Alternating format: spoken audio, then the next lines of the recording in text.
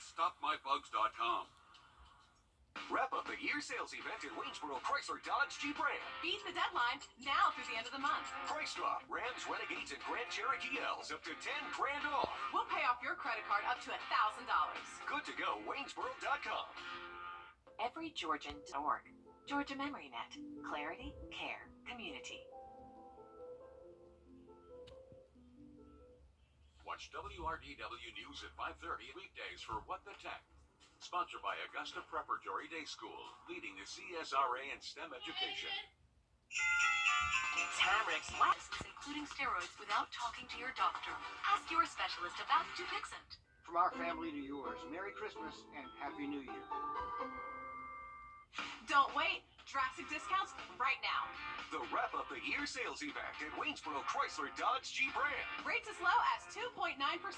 Lowest prices of the year. Good to go. Waynesboro.com.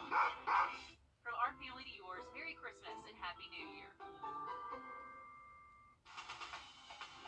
Live from Augusta, you're watching News 12 at 6 o'clock. Tonight, a family is fighting through their pain to bring missing mother Jamila Smith back home. Her mom told me, she says, I don't know if I'm going to survive this. She feels lost. Jamila's family has doubled the reward for information about her case to $10,000. Her family hasn't heard from her in more than 2 weeks. Her boyfriend is in jail. He's charged with her kidnapping, but Jamila is still missing. Audrey Dickerber live in the newsroom. So what is the family asking for now in this investigation? Well, they said they want SLED and the FBI to take over and take the Aiken County Sheriff's Office off the investigation. They told me it's the unknown that's hurting her family, friends, and children the most, especially before the holidays. They are scared, confused, worried, and heartbroken. These feelings and emotions are unlike any they've ever experienced. They deserve the answers. Some of Jamila's family think the Aiken County Sheriff's Office isn't doing enough to find her. We don't want Jamila to become another statistic. She has family who loves her. She has children who love her. And that's why we're here today. We don't want to be swept under the rug. But Captain Eric Abdullah from the Aiken County Sheriff's Office says SLED is involved and that searches have taken place, including one today. I know that our investigators are out in the field right now, following up on some leads, executing some search warrants. And so this case is still alive. Some of her family has taken matters into their own hands by conducting their own searches. Millie, if you're still there, if you can still do whatever you can, just know that we're not going to stop until we find you. We're not going to stop, and we're going to keep pressing and keep pressing and keep pressing until we get answers, until we get what we need to get closure. We all have one ultimate goal, and that is to find Jamila. I mean, that's it. Once we find her, then things can progress from there. Both sides of her family are having an extremely hard time and just want answers. The Aiken County Sheriff's Office says to reach out if you have any information related to the case to help find Jamila. Thanks for that, Audrey, and hopefully they'll get the break they're hoping for in this case soon. Laura? To weather now, and another top story we're tracking tonight, these super cold temperatures moving in, a lot of kids getting ready to be released early from school tomorrow. So what are we looking at tomorrow? Yeah, heading to the bus stop, you're going to need multiple layers. We're expecting 20s out there tonight, most likely upper 20s, but then as we stay, our feel-like temperatures will likely be in the 20s, most likely mid-20s for most spots right around sunrise. Have a look at how long this cold air sticks around, just about 10 minutes. It's been more than 2 weeks since the body of Regina Arroyo was found in the North Fork Edisto River in Lexington County. Just days before that, her family reported her missing. The case has now turned into a homicide investigation, and her family is left with a lot of questions. Our Sydney Hood sat down with her daughter to learn more about her life. Regina Arroyo shined brightest around her beloved animals. Just look at that smile. Pictures show that smile was always on Regina's face. She really had the biggest heart. Her entire heart belonged to her children. I love you always. I'll see you later. That was always her thing. She was always there for them. Never thought that there would be this day where I wasn't going to see her again. After the first day and there was still no sign of her, I knew that something horrible had happened, and she wasn't going to be coming home. Her instincts were right. I don't even remember what my first thought was. I was crying, and then I heard my daughter crying. I couldn't process anything really. It's never hearing her mom's voice that hits the hardest. I just miss her saying that it's going to be okay. Because right now I don't know if it's going to be okay. But the one thing that keeps her going are those small reminders from her mom. That's always been her thing. Like, you just can't give up. You got to keep trying, and it's going to work. And she's going to keep working to bring justice to her mom's name. In Barnwell, Sydney Hood, on your side. There have been no arrests or suspects named, but if anyone has any information, you're encouraged to contact SLED, who's taking the lead in this. We have an update from our I-team tonight about a man who died after essentially wasting away in the Bamberg County Jail. These are before and after images taken just 5 months apart of 51-year-old Alan Thibodeau. His family says he was 178 pounds when he was arrested for burglary last February after he was found sleeping in someone's home. When he died last July, his weight was 101 pounds. We first broke the story in the news his family is suing last month, and tonight, Meredith Anderson joins us now with an update. There are now 2 lawsuits, one in state court against Southern Health Partners, the company that handles medical care at the Bamberg County Jail, and a separate action against the county and a nurse at Southern Health Partners that has now moved to federal court. Before we get to that, though, a warning. This video you're about to see is disturbing, so take care when watching. The law office of James Moore sent News 12 this body cam video. It paints a dark picture of Thibodeau's final days in jail. Lawsuits claim Thibodeau was schizophrenic and diabetic and needed medication. When he was arrested for burglary, a judge ordered to commit him to a psychiatric hospital, but that never happened. Instead, he remained in jail, where the lawsuit claims he refused food because he thought it was being poisoned. He was left in solitary confinement. In July of 2022, video the attorney gave us and a lawsuit says the 51-year-old was found unresponsive. He was taken to the hospital where he died. Now, as for the lawsuits, the one against the county and the nurse, it has now moved to federal court. That's because lawyers for Thibodeau's family made some constitutional allegations about that nurse. Her name is Jerry Gillespie. Now, according to court filings, she is the one who requested moving it from state court and then moving it to U.S. District Court. Nurse Gillespie's attorney filed new documents denying all allegations she contributed to Thibodeau's death. Cameras are not allowed in federal court, but reporters are. And you can bet we will stay on top of this for you. All right, please do. Thanks, Meredith. One Columbia County deputy is out of a job after being arrested for a domestic violence incident over the weekend that happened in Savannah. Their police department says 33-year-old David Brassel and his wife got into an argument while walking to their hotel. That argument turned violent. The police report says he stopped her from calling 911, allegedly pushed and threw a phone. The wife described him in the report as being intoxicated at the time. Brassel is facing 2 charges, including battery. He worked with the Columbia County Sheriff's Office for 8 years before his termination. It's been years since the start of the I-20 Savannah River Bridge replacement project.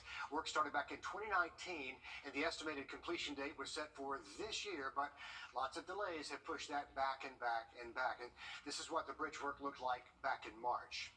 Now, with Christmas just around the corner, work is still ongoing with a lot of drivers expected to hit these roads, and we can expect another big lane change coming up in the project soon. Will Rio joining us live overlooking the interstate with an update. Will. Yeah, I'm sure most of us are really tired of getting to this point on I-20 and just seeing a backup of red lights here for miles. And GDOT says that they're continuously working on that. They're hoping this project helps alleviate that. It's almost like clockwork when we do see this backup every single day. Well, GDOT also says that we're now in the closing months of seeing those lane shifts in those orange barrels right here at the state line. For nearly 4 years, hundreds of thousands of trucks and cars have rushed through the I-20 Savannah River Improvement Project. Everybody's ready to get to that final step. That final step is only months away. Well, that should be good news to a lot of folks. Another major milestone was just met on the project. Construction workers finished the final bridge deck pour. That will finalize the eastbound side of the bridge heading into South Carolina. The baby is finally starting to walk a little bit, and maybe the baby's going to start running in early 2024 when all the lanes are open. A pandemic, cold and bad weather, along with the Savannah River, caused months of delays. See, with things that happened in that 2020 to 2021 time frame that everybody across all sectors dealt with, that was filled out here, so that was a little bit something to do with it. We also had some challenges with the work that went on in the waterway, and also building under traffic is a challenge. We made a commitment to do no detours and keep traffic open in both directions, so folks didn't have any major delays. GDOT says this project will make the road safer with new construction.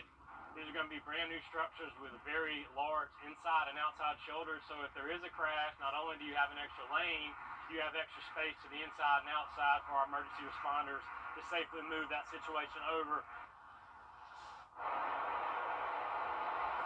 So what's next for this project? GDOT calls it Phase 5. So what does that mean? Again, it means that in the new year, we're going to see a major lane shift. That means everyone on the eastbound side is going to be on that newly poured deck on the eastbound side, and then the west side is going to stay where they're at. So everyone's going to be on the new bridge here. Then that's going to allow crews in February or late March to pour the median here, and then a few weeks after that, we will have all lanes open if everything goes to plan, and I know we're all looking forward to that. Absolutely right, Will. Thanks for the update. A lot of people are going to be happy when that project enters its final phase, but amazing they could do all that work around all the traffic that comes right through the state line there. Thanks for the update. Coming up, you can bring a new family member home for the holidays. We'll show you a unique pet adoption program coming up on News 12 at 6 o'clock. And after a wet weekend, we did dry things out today. We are keeping things dry this week, but really dropping our temperatures. Have a look at the cold forecast just after the break. Time and Rain our forecast anytime soon, though. So if you are heading out tomorrow, just bundle up. We're going to see sunshine and cold temps throughout the day, waking up in the 20s and highs only in the 40s. Wednesday, we'll still wake up in the 20s, but afternoon highs should be able to get close to 50 later into the afternoon. Once we get past the next couple of days, we will see temperatures get a little bit more seasonal feeling out there by Friday into the weekend. Right now, it does look dry Christmas Eve on Sunday, but a few showers could show up by Christmas Day next Monday. Riley, thanks a lot. Our local animal shelters are getting all set for Christmas. Home for the Holidays is happening now in Aiken County, but next week they're going to be working on limited days. The animals will still get the care they need, just not the socialization during that time. Our Will Volk stopped by to see how he can help them out. All they want for Christmas is you. Over the holidays, we're going to be closed Sunday, Monday, Tuesday, and Wednesday. And that's a really long time for these dogs and cats to be alone. Kathy Cagle volunteers at the Aiken County Animal Shelter. She says for these animals, Christmas time means 4 long days. We're not going to be here all day for the 4 days. So yes, their basic needs will be met, but they're not going to get the socializing. And we don't want them to mentally, have a setback. Instead of a setback, she wants to give them a step forward. The shelter is asking you to help them by welcoming a dog or cat into your home for the holiday, or maybe forever. They don't come back. We love that, but if they have to come back, they're that much more adoptable. Because when the dogs come back from their Christmas vacation, the shelter finds out more about how they act in a home, away from this environment. As you finish up getting gifts, the shelter doesn't want you to forget a gift for these guys. Christmas is about giving and hope, and that's what we want to give our dogs too.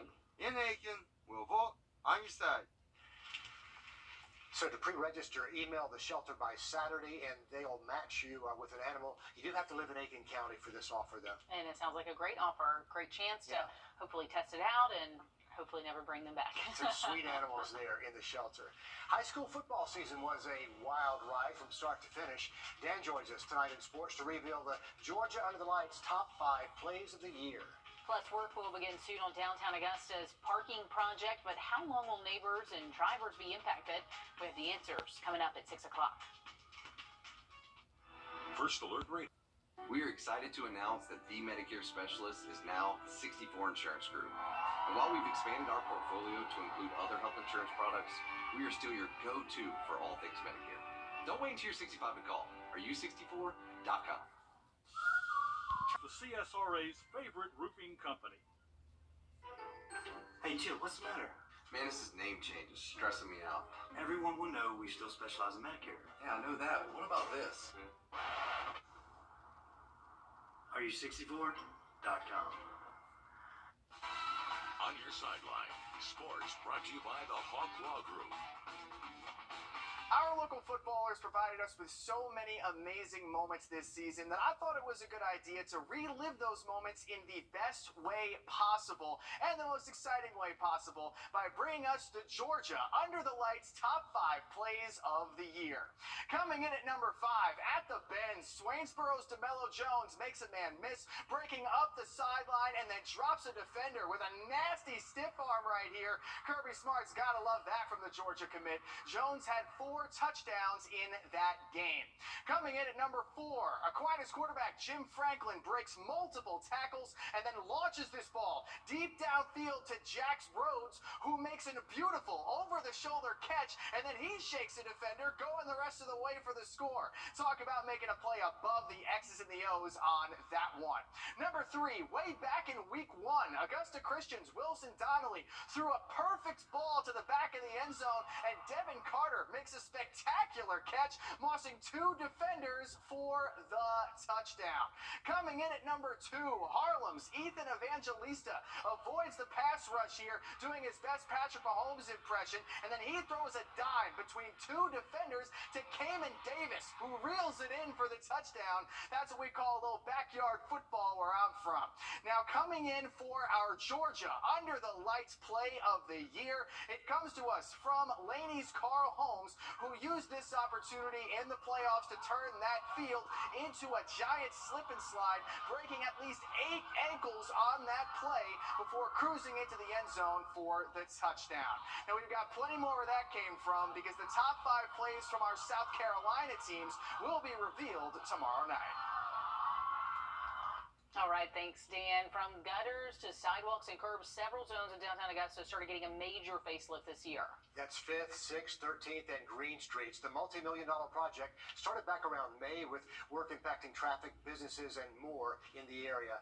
As Craig Allison shows us, there's even more in store for next year. Traffic delays and traffic cones have been giving construction workers a bad rap for people driving through downtown. But businesses say they rely on the people who live and work downtown, so that traffic is mostly foot traffic. They spend their money here, support us, so we don't have much of an issue whatsoever with them. Nestled in the corner of Broad and 8th Street, Groucho's hears the noise every day and says the progress hasn't kept people away. Our regular customers slowed down just a little, but then they realized it's not going away yet, so I'm still going to make the attempt to come eat where I would normally eat during the week. It's a good thing, too, with this work on Broad just serving as a preview. This is just Georgia Power's work, and the city's own renovation is expected to start up at the beginning of next year. The most notable work starting on 15th Street, then building a new plaza around the James Brown statue. 5th and 6th are working ahead of schedule, expected to finish half a year early in mid-2025. But 13th Street is seeing delays with canal work and will definitely finish sometime in 2027. Green Street is still on track, but has heavy work that will shut down some blocks for a few days soon. All necessary growing pains for future bike lanes and a shinier downtown. Just be patient with us as we go through this process, but continue to come downtown. You know, we'll have everything sort of cleaned up, and most of it should be passable by the time the 24 Masters gets here. In Augusta, Craig Allison, On Your Side. And all these projects have a 3-year timeline, so that finish line is sometime between mid-2025 through mid-2027 for everything. Not downtown. a small project going on downtown No. Augusta. We're back with more news after a quick break. From our family to yours, Merry Christmas and Happy New Year. No matter where our students. After all, education is our middle name. Did you know 80% of women are struggling with hair damage? Dryness and frizz that keeps coming back could be damaged hair that can't retain moisture. You need Pantene's Miracle Rescue Deep Conditioner. It's filled with provitamins to help hair lock in moisture, visibly repairing 6 months of damage in just 1 use, with no way down. Guaranteed or your money back. For hair that looks healthy and stays healthy. If you know it's Pantene. There's nothing little about truck accidents except for the insurance company. Get you the biggest check possible. Well, the big weather story this week is definitely the cold temps we're going to see over the next several mornings. We'll be in the upper 20s tomorrow morning, low 20s by Wednesday, mid 20s Thursday, and then we do gradually warm up as we head into this upcoming weekend. But until then, we are going to hang on to dry and very cold temperatures over the next several days. High temps only in the 40s for tomorrow afternoon. We do get closer to 50 by Wednesday, and then more seasonal temperatures by the weekend. That's going to wrap things up for now. Our next live update comes at 7 o'clock on 26 News. Then we're back with more News 12 at 11. We'll see you then.